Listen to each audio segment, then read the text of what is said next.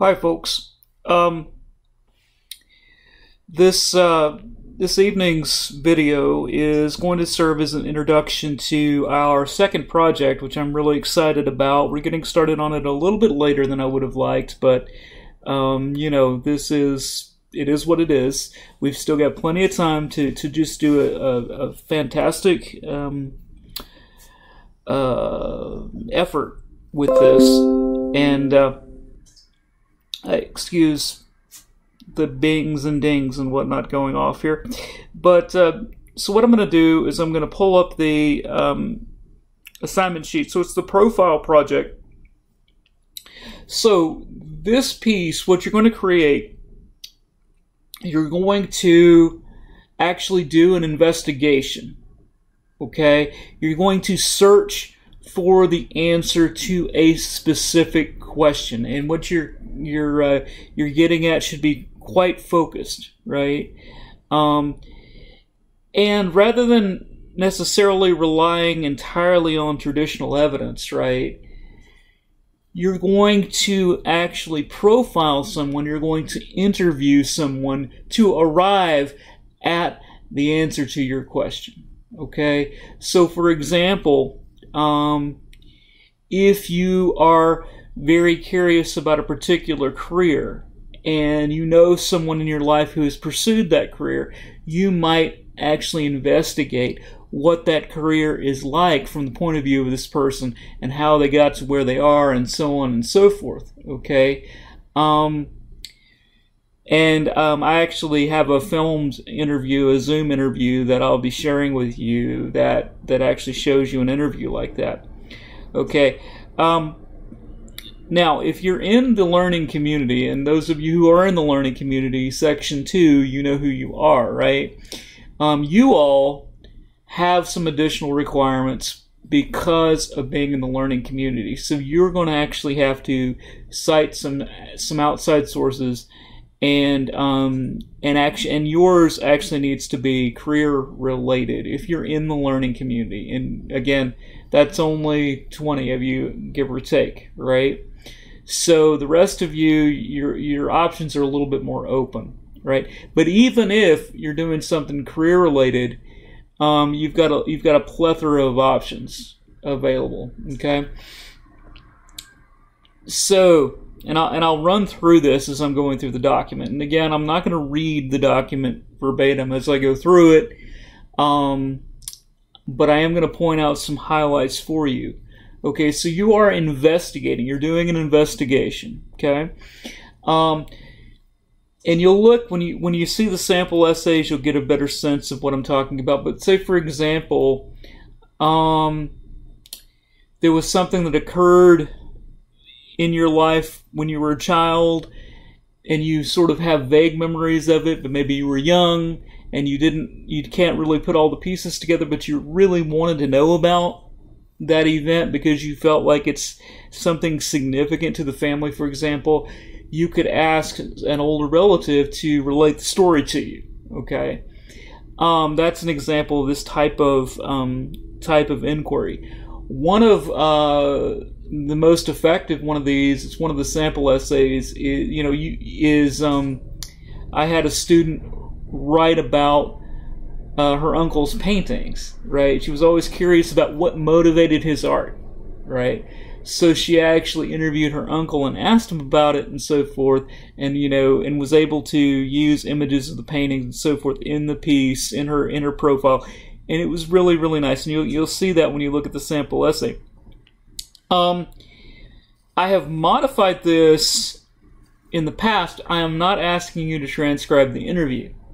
Okay, in the past I'm not asking you to do that this time, in part because we have this wonderful technology of Skype and Zoom and so on and so forth. You can actually record the interview, okay? So you can actually have that recording, to refer back to, so there isn't necessarily a need for a transcription, okay?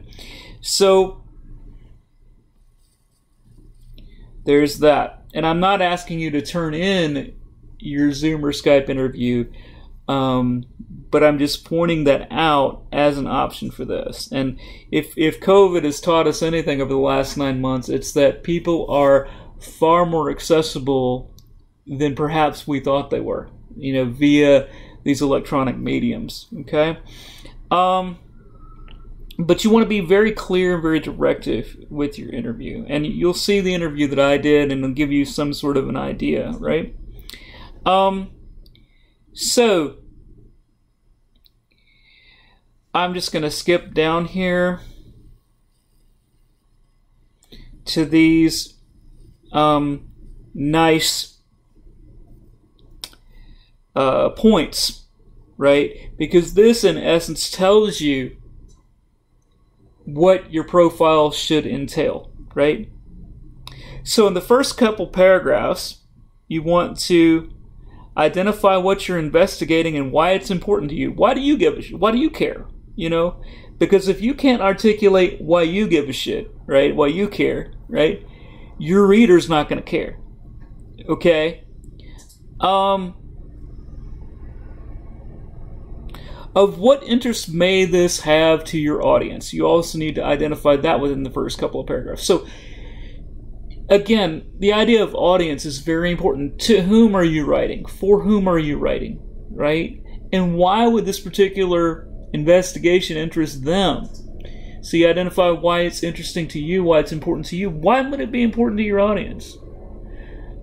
And that is all contingent upon for whom you are writing. Okay? So keep that in mind.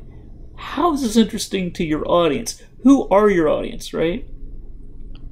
Who are you interviewing, and what expertise do they have in the area you're investigating? Okay, so were they an eyewitness, right? If you're talking about something historical that happened, in your family or so on and so forth, something like that.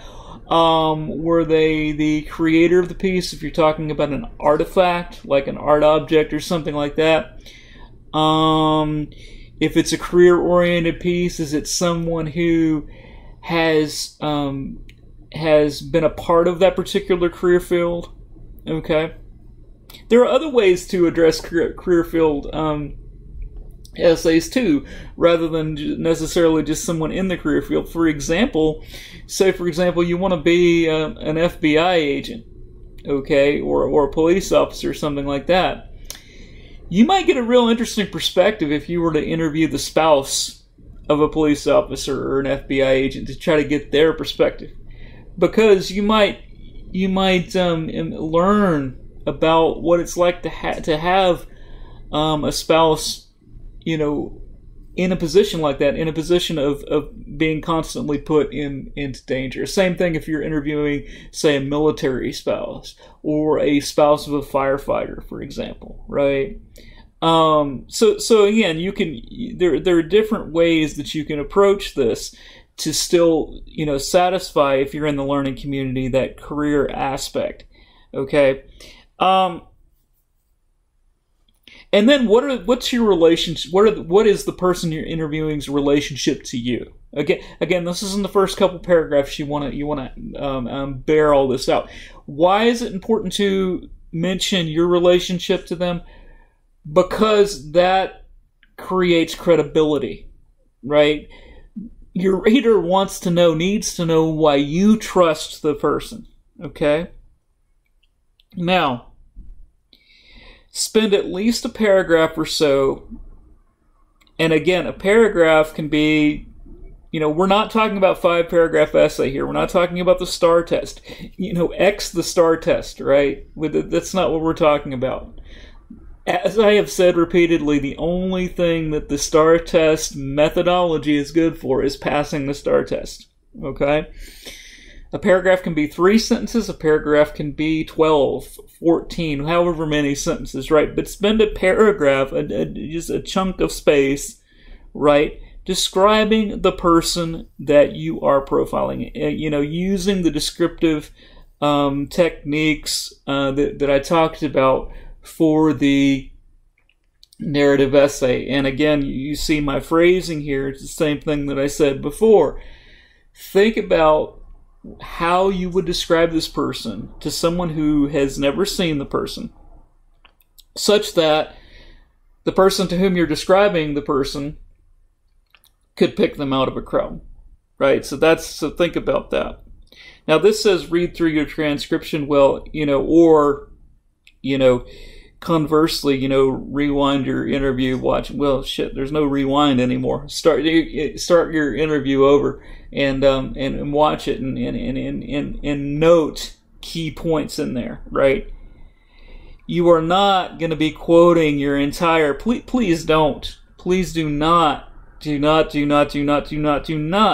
quote your entire interview in the paper, right? No, don't do that. Only quote key significant moments, okay, that you feel really convey the essence of what this person is trying to tell you, right? And just like with any other piece of evidence, you're going to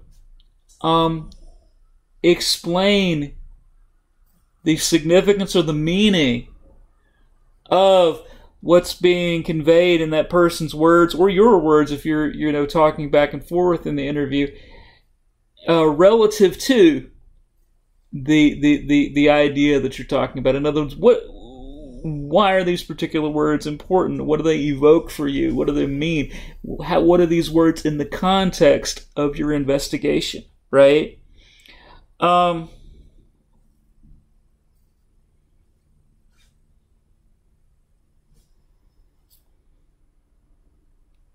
So, and I say here the interview, narrating the interview should be 3 pages. Again, that's more on the lines of the final draft.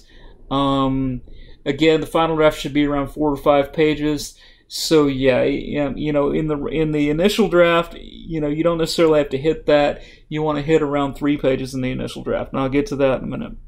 Now, this is important. After the interview, you want to round out your essay by reflecting on the significance of it.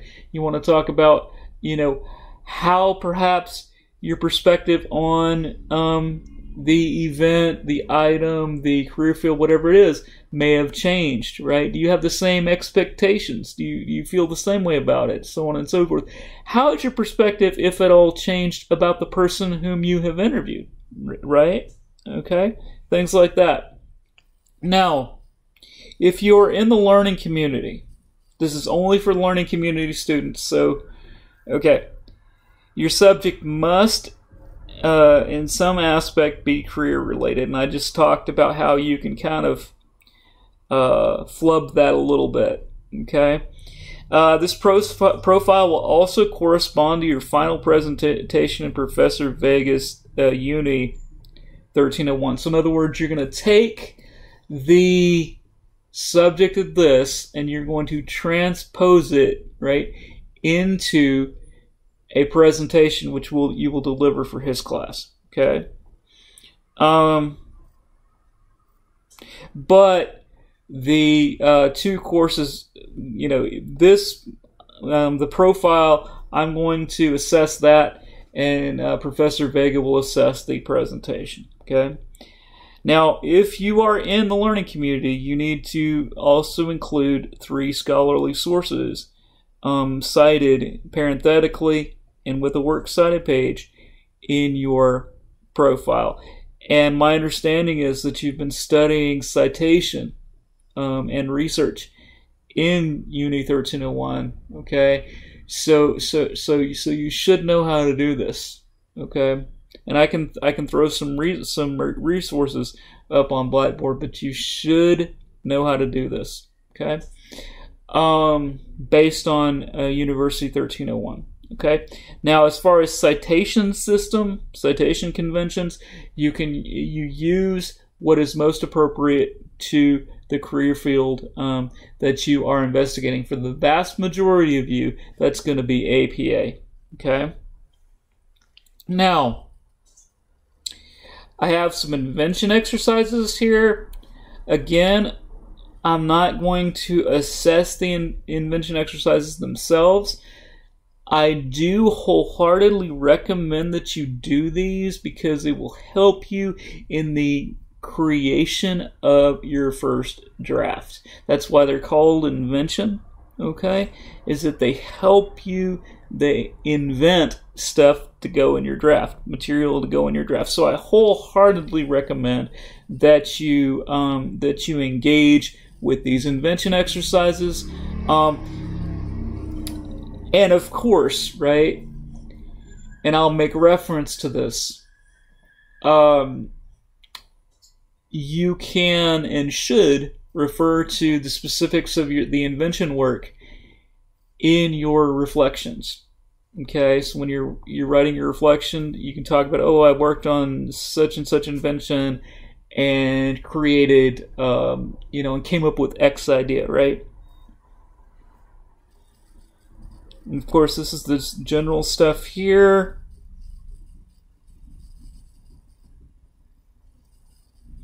So, and this is a slight variant from the syllabus because we're starting the project a little later. So I actually moved the date for the initial draft to the 14th of November. The final draft is still due December 2nd, but we have plenty of time for that. And then, of course, I got listed here the lengths. So hopefully this is enough to get you started. And again, as we go through the weekly check-in meetings, I'll be addressing this project.